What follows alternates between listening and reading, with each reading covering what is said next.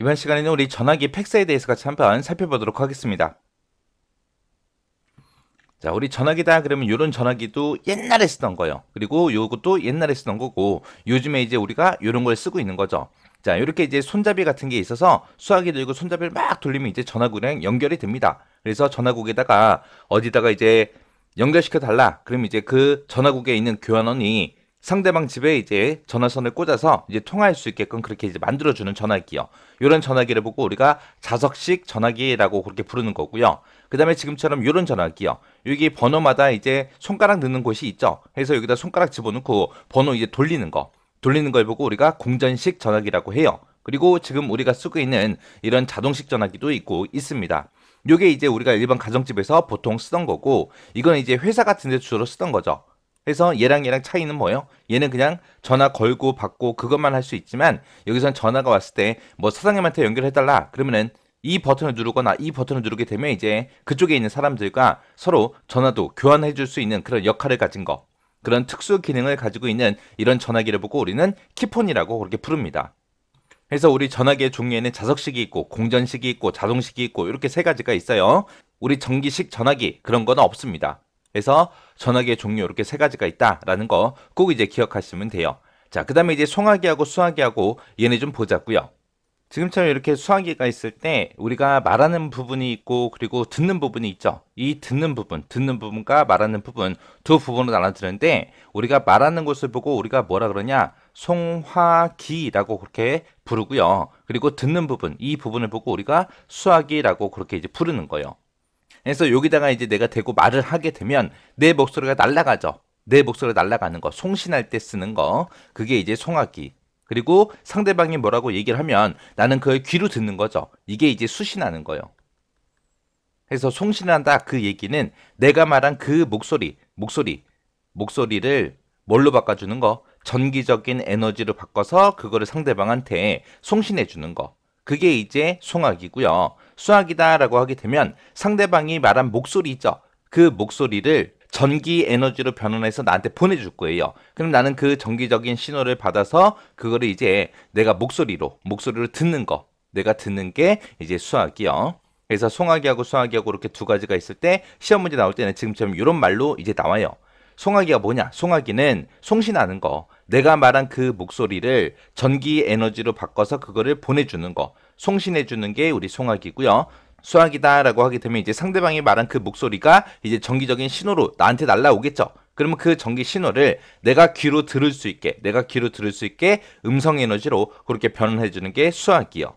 그래서 실제 시험 문제에 지금처럼 요 말만 요렇게 써 있으면 이게 송화기하고 수화기가 되게 헷갈려요. 그러니까 마지막에 뭐가 나오는지 그것만 보시면 돼요.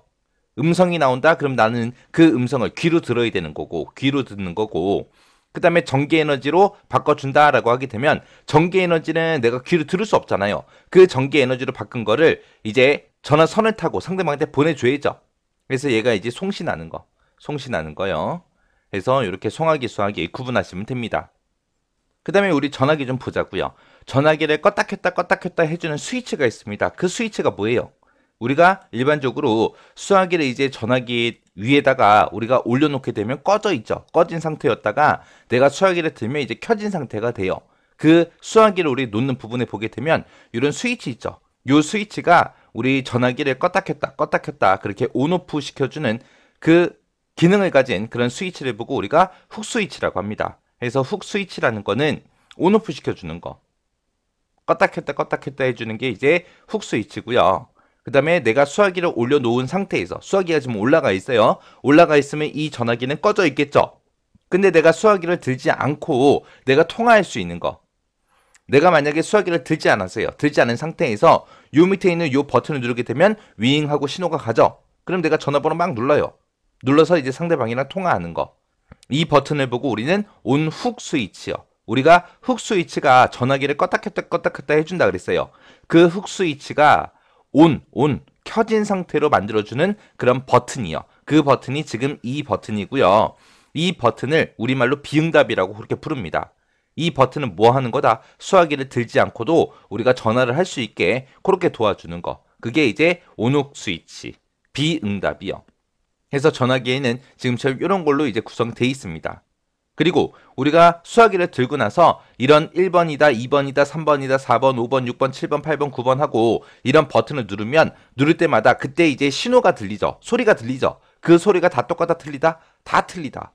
그런 소리가 이제 우리가 주파수라고 그렇게 부르는 건데 이 우리가 쓰고 있는 이 전화기는 저주파하고 고주파 그 두 가지가 이제 혼합된 그런 전화기를 보고 얘기하는 거고요. 여기서는 이제 여러 개의 주파수를 쓴다. 라고 해서 여러 개가 멀티 그리고 주파수가 요 F요. 요 C가 채널 해서 여러 개의 주파수를 쓴다. 그래서 우리가 쓰는 전화기를 보고 MFC 전화기 그렇게 이제 부르기도 해요. 그래서 MFC 전화기다 하고 시험 문제 나오면 이게 무슨 전화기지? 그렇게 생각하지 마세요. 그냥 우리가 쓰고 있는 전화기예요. 여러 개 주파수 이용하는 거. 그때 이제 주파수를 번호로 나타내게 되면 지금처럼 이렇게 됩니다. 그때 이제 가끔 가다가 이제 이 주파수 번호를 이제 물어보는 문제가 나와요. 예를 들어서 시험 문제상에 우리 전화기에서 3번을 눌렀을 때 그때 주파수를 올바른 거 찾아라. 그러면 3번은 뭐요? 697 그리고 1477하고 이 두 개가 써져 있는 게 이제 정답이 되겠죠. 자, 얘를 이제 외울 때 어떻게 외우냐? 자, 여기 전화기 생김새, 요 번호 자판이 이제 날된 그 생김새는 여러분들 다 알고 있잖아요. 그죠? 거기서 이제 6으로 시작하고 7, 8, 9요. 6, 7, 8, 9. 첫 번째 숫자만 기억하세요. 그리고 위로 올라가게 되면 12, 13, 14 그렇게 해요. 그래서 6, 7, 8, 9, 12, 13, 14요. 그렇게 해서 써놓고 이제 1, 2, 3, 4 생각해보면 되잖아요. 그렇게 해서 이 주파수 찾아주면 됩니다. 자, 그 다음에 이제 팩스밀리어. 팩스다라고 하게 되면 얘는 이제 뭐 하는 거예요? 우리 문서를 서로 주고받고 할 수 있게 만들어 놓은 그런 통신 수단 중에 하나가 우리 팩스죠. 그래서 팩스는 문서를 전송만 가능하더라. 전송할 수 있는 게 우리 팩스요. 그때 이제 문서 안에 들어있는 그런 내용들을 전기적인 신호로 바꿔서 그걸 이제 상대방한테 보내주는 건데 그때 점 하나를 보고 우리가 화소라고 하는 거고요. 그 화소를 분해하는 걸 보고 우리가 주사라고 합니다. 주사라는 거는 뭐 하는 거다? 화소, 점으로 전부 다 분해하는 거다. 그렇게 이제 기억하시면 돼요. 우리 이런 팩시밀리의 종류에는 종류가 크게 네 가지가 있습니다. 우리 G1이 있고요. 그 다음에 G2라는 게 있고 G3가 있고 G4가 있고 이렇게 네 가지가 있습니다.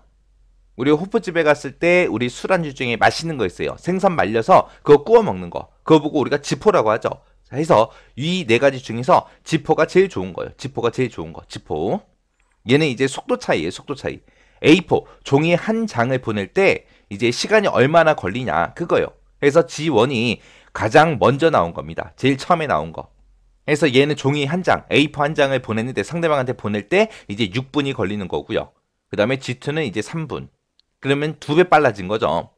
그 다음에 이제 G2를 쓰다가 더 빠른 걸 만들자 그러고 만들어 놓은 게 G3. G3는 이제 1분 걸리는 거예요. 그러면 여기서 여기 갈 때는 이제 2배 빨라진 거. 2배 빨라진 거고 그 다음에 여기서 여기 갈 때는 3배 빨라졌죠. 근데 이 G3를 사용하다가 더 빠른 걸 만들어야지 그리고 만들어 놓은 게 이제 G4인데 G4는 A4 한 장을 상대방한테 보내는데 5초면 날아갑니다. 5초 안에 전송이 돼요. 그래서 여기서 이쪽으로 갈 때는 약 12배가 속도가 엄청나게 빨라졌습니다. 그러면 여기서 이쪽으로 넘어갈 때 어떻게 갑자기 12배나 이렇게 확 빨라졌냐. 여기서 이제 사용하는 선이 달라요. 자, 요 선은 여기서 이제 쪼개집니다. 여기서 쪼개져서 앞에 있는 거 G1이다, G2다, G3다 이 세 가지는 일반 우리 전화선으로 이제 상대방과 내가 이제 팩스를 주고받는 거고요. 이 G4라는 거는 이제 전용선을 이용하기 때문에 속도가 엄청나게 빨라진 거예요. 그때 이제 전화선을 사용하는 걸 보고 다른 말로 공중 전화망이라고 그렇게 부르는 거고요. 전용선을 이용하는 걸 보고 공중 데이터망이라고 그렇게 부릅니다. 우리 인터넷도 보면은 인터넷은 맨 처음부터 이제 인터넷 전용선이 나온 게 아니에요. 맨 처음에는 우리 PC 통신할 때 전화선을 이용했습니다. 전화선을 이용해서 이제 통신을 하다 보니까 속도가 너무 느려요. 그래서 아예 인터넷만 전용으로 할 수 있게 만들어 놓은 게 우리 전용선이죠. 그래서 인터넷 속도가 엄청나게 빨라졌잖아요. 그 차이라고 생각하시면 돼요. 이때 공중전화망을 보고 영어로는 PSTN이라고 그렇게 부릅니다. 그리고 공중 데이터망을 영어로 PSDN이라고 그렇게 불러요. 얘랑 차이는 무슨 차이요? T와 D의 차이요. T가 텔레폰, 전화, 그리고 D가 데이터.